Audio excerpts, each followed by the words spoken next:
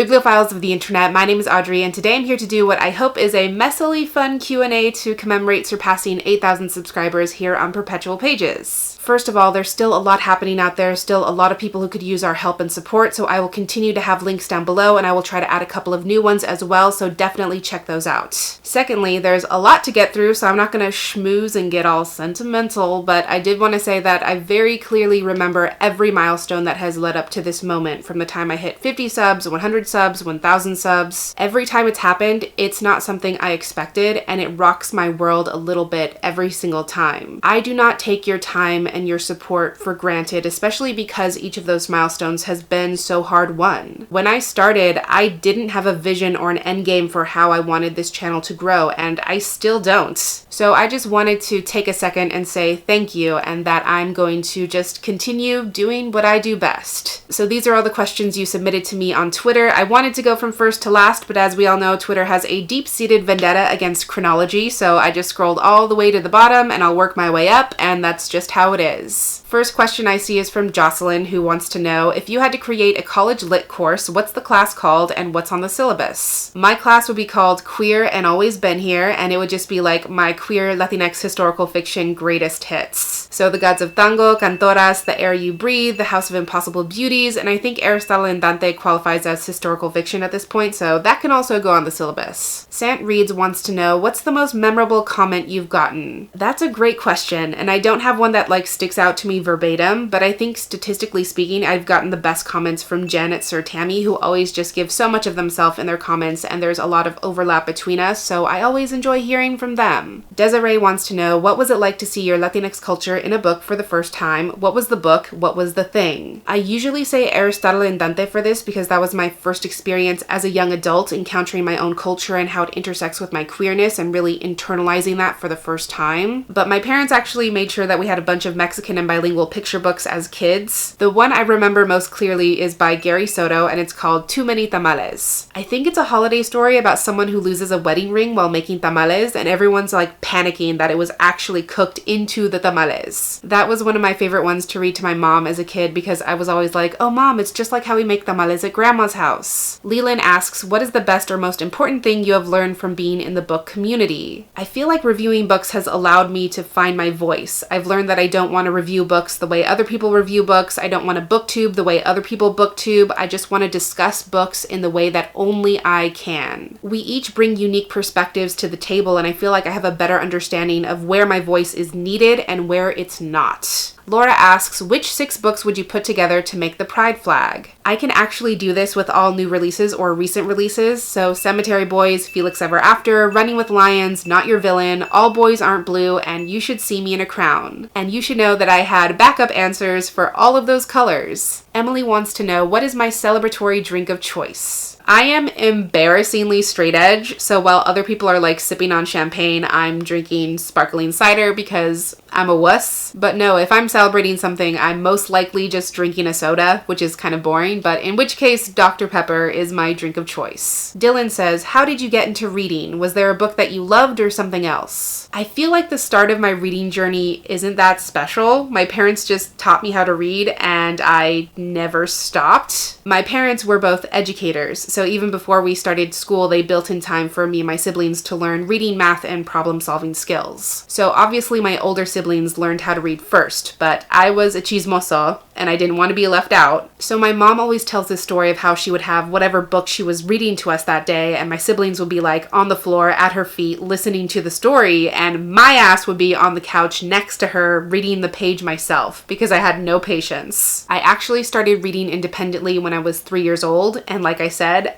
I just never stopped. So I'm pretty lucky in the sense that I don't feel indebted to a single book or series. And yes, that is a dig at J.K. Turflane and Twilight. Rhea wants to know, do you cook, and what is your favorite dish to make? My family is super huge on home-cooked meals, so I think I would be disowned if I didn't know how to cook. My go-to dishes are either hand-breaded oven-fried chicken or homemade enchiladas. Melissa says, who's your favorite character in My Hero Academia and why, and what quirk would you have? And actually, several people asked about my quirk.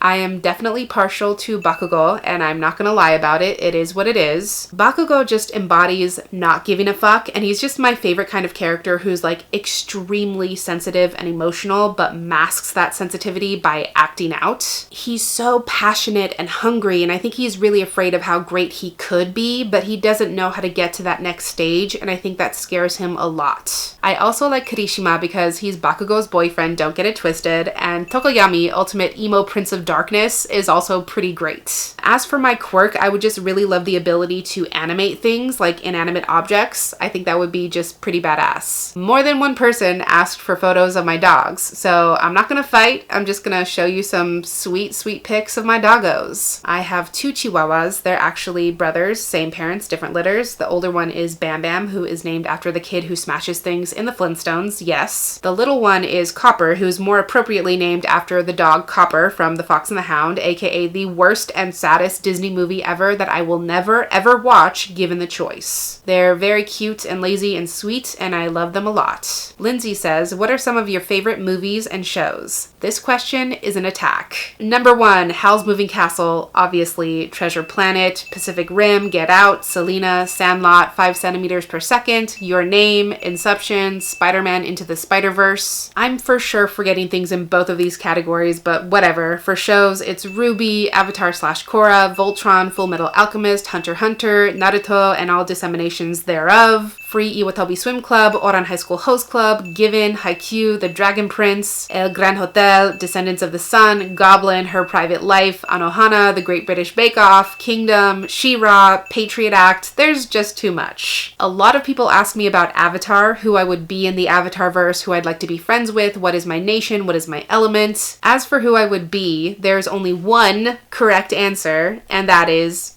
Toph Beifong. And if that name didn't come immediately to your mind, there's an exit button somewhere, so get out. I would love to be friends with Sokka, obviously, but I'd also want to be friends with Zuko because I feel like if he's your friend, you've really earned it. And to go back to my earlier answer, I'm from the Earth Nation. Earth is my element. The ultimate pansexual avatar Kyoshi is my ancestor. There is no other choice. Kate says, what is your favorite queer book where the main character has a queer identity you do not share? Top of my head, I would have to say Felix Ever After because Felix is a demi-boy and at least as far as I know, I am not. And also, it's a fucking phenomenal book. Jesper Gayhay wants to know, how has your experience changing your name been going? Normally, I wouldn't answer this because no one is entitled to know and it's no one's fucking business, but I've been fairly transparent about it so far, so why not? It's actually been going really good. My friends in my community have not skipped a beat for the most part. My family is still getting used to it and needs to be corrected sometimes, which is to be expected because for my whole life they've been used to a certain combination of mouth sounds adding up to me, and that is no longer the case. But they're trying, and everyone who matters is trying, so that's all I care about. Jean wants to know, where in your home is your favorite place to read? My bed, the couch, and now because of quarantine pages, I've also gotten used to reading in the office. Becca wants to know, what is your piece of advice for smaller channels or people considering starting Booktube? Well, I had a whole spiel about this that I shared on a certain panel for a certain event that was, of course, unceremoniously deleted when someone decided to yeet themselves off this platform, but we don't have to talk about that. My biggest piece of advice is to have a clear mission statement and let it guide you through everything you do. So find out what is true to you and do it to the max. Also, use what you have. I started my channel with my laptop and I sat in front of a window. I know people who do like no edit, one take videos on their tablets and their phones, and they have an audience. So use what you have. You can always work your way up to fancy equipment if that's what you want, but it is not a prerequisite. M says, what KK Slider song would you listen to on repeat? Bubblegum for sure is a bop. I also love Animal City, Wandering, and Forest Life. Forest Life is actually the song playing in the main room of my house. Westvale Archive says, what is your best tip for gaining that coveted first 1K in the Booktube space? I feel like I'm not the right person to answer this question because growing has never been my strong suit, and I don't have an answer because I've never cared about that stuff, and because there is no tried and true formula, there is no one size fits all, there is no secret. If you want to build an audience in general, find what speaks to you, upload consistently, and focus on building your community rather than your numbers. Paula asks, what is the one book you wish people would read? What is the most on-brand book you've ever read? And what's the most stressful thing about Booktube? Paula, I love you. Thank you for asking this because the answer to the first two questions is the same, and obviously, It's Cemetery Boys, so thank you for leaving that door wide open so I could just walk right through it. I think the most stressful thing about Booktube is this urge to keep your head on swivel and look sideways at what other people are doing and how they're growing when literally none of that matters. There's this mythology surrounding what we think Booktube is or what it should be that I think stresses people out, and it's like, keep your eyes on the path that is at your feet. Don't let yourself believe that Booktube has rules, because it doesn't. You can make whatever videos you want. You can read whatever books you want, and I think it can be stressful because sometimes your instinct is to just think otherwise. Bethany wants to know, if you had to pick a book to live in based solely off the food, which one would it be? Either With the Fire on High or Vanessa Yu's Magical Paris Tea Shop for sure, because the food in those books is magic. But when I interviewed Alicia Dow, she also mentioned a foodie fantasy that is possibly in her future, and I would like to preemptively say that I would definitely live in that book. Taylor says, would you rather spend an entire day reading your least favorite book or spend an entire day watching your least favorite movie on loop? Also, what is your least favorite book and your least favorite movie? Taylor, this question is a trap and I hate it. I think I'd rather watch my least favorite movie on a loop because I can just turn the volume down and leave it to play in the background as I play video games or listen to podcasts or do literally anything else. Least favorite book is a tie between Perfect Chemistry, which is horribly racist, and Me Before You, which is horribly ableist. Least favorite movie would have to be Marriage Story, which is just absolute white cishet nonsense. Yeah, then what says, ¿Qué canción de tu infancia is your absolute favorite, or which Spanish singer did your family play on repeat the most that you still know every song in their discography? Selena. It has to be Selena. Also, Canciones de mi Padre was a huge album in my house. Really just any ranchero music. My parents love rancheros. Shauna has a series of questions. Favorite manga publisher, who would win in a fight, Prince Laurent from the Captive Prince series or Pet from Pet, best ice cream flavors, if you could meet one mangaka, who would it be, and why is your dog so small? Favorite manga publisher is Seven Seas. Prince Laurent would win in a fight because he's a bitch and would refuse to lose. Ice cream flavor is cookies and cream. One mangaka I'd like to meet is Kamatani Yuki, and my dog is so small because genetics. Matthew wants to know, what are your top 3 favorite types of flowers? Cherry blossoms because I'm a dreadful weeb. Orchids because of something I saw in a movie once, and also carnations. Anna and some other folks asked about my favorite neighbor in Animal Crossing. I feel like I've said this before, but Goldie is my ride or die. I also really enjoy Fauna and Phoebe. Rocky asked the worst question ever, which is, do you have a favorite video you've ever made? I would have to say top of the top is my review for the 5th season by N.K. Jemisin. I am extremely proud of that video, but I'm also really partial to, and I'm not just saying this, but my last 2 reading vlogs for The City We Became and also Cemetery Boys. Bare Minimum Bookworm wants to know, what character from an anime do you think you most resemble? I'm going to assume this means like which character I physically resemble, and I've always thought there was one character I could actually cosplay with minimal effort and pull off, and that would be Roy Mustang, who also just happens to be the light of my life. Light of my life. Get it? He makes fire.